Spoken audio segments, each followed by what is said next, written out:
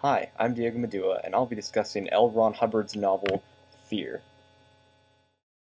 This is the story about a professor named Jim Lowry, who wrote an article about his belief that devils and demons do not exist. His friend Tommy told Lowry that he was speaking dangerously and that he may regret his words, for Tommy believes of demons and their dangers. That same evening, Lowry ended up losing his hat, but that's not all he lost. As odd as it sounds, he lost 4 hours of his life. Lowry goes crazy looking for both his 4 hours and his hat. He goes through Alice in Wonderland events filled with dark, demon-like creatures, through a seemingly never-ending staircase that he wanders down in search for his hat, and even gets a warning of death if he finds his hat and those forgotten 4 hours. Lowry then wakes up from what he hopes was a dream, back in his house, and regular life seems to go on, until he goes out in public and finds that some suspicious shadow creature at the corner of his vision, visible only to him, stalks his every move. One night he finally escapes the shadow, and meets a small human-like creature named Sebastian, who seems to be on his side against the evil demons. Sebastian guides him up a heavenly mountain in a seemingly other realm, only for Sebastian to disappear and Lowry to be knocked down by a monster, to see a tombstone with his name engraved upon it, and the date of his death. Lowry woke up not only to fear of his wife cheating on him, but also to Tommy with fangs staring at him. Tommy didn't seem to do anything, though, as he just left after. Despite all the odd events that have been happening, Lowry still went to his job.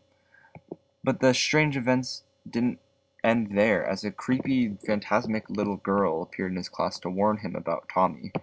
She claimed that Tommy was the leader of the evil demons, and that he has been stealing parts of Lowry's soul. When Lowry questioned her, she disappeared. A huge series of strange events followed that involved Tommy revealing himself as the demon leader, both him and Mary growing fangs and walking away, and Lowry jumping into a river to get something he saw. Little did he know that the thing that he saw was his lost self. All of a sudden, he woke up out of the water and told his friend old Billy that was passing by the river at the time to take him to Tommy's. Once they arrived at Tommy's, they went to the basement to find a bloody axe and a hacked up Tommy and Mary. Lowry then reveals during his lost 4 hours he had killed them when he saw that they were hiding, in fear that Mary was having an affair with Tommy. Lowry then saw a note that Tommy's hacked corpse was holding. The note was an invitation from Mary to Tommy about a surprise birthday party for Lowry. And that's how the story ends. Okay, my thoughts on the book was that it was very interesting. It was a really good book. I was able to get into it slowly, steadily. But, of course, that's how all books are. They're very slow at the beginning and they pick up, of course. Especially this one, like a pre-1970s book. It was, at least for me, it wasn't, it's not my style of reading. So, I don't know. I found it very similar to Alice in Wonderland in the respect of all the creepy, weird, strange, out of the ordinary events that he portrayed.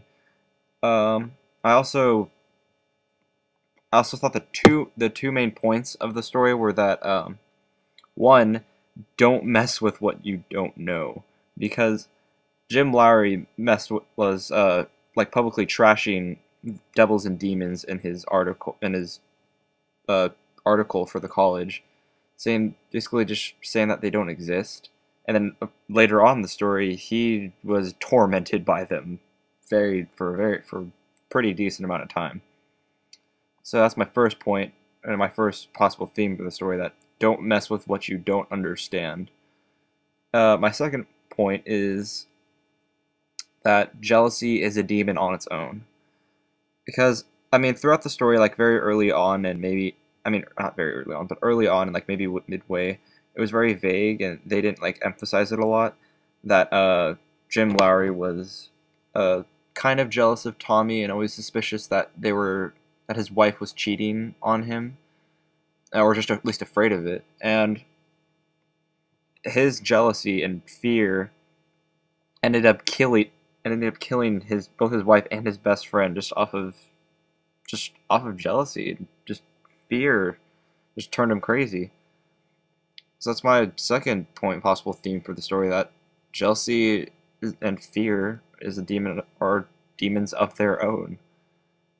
So those are my points. Those are my thoughts on the book. I think everyone should go read it because it's a great book and it's very interesting. Alright, that was my bit on Fear by L. Ron Hubbard. I hope you enjoyed it. Thanks for watching. Bye.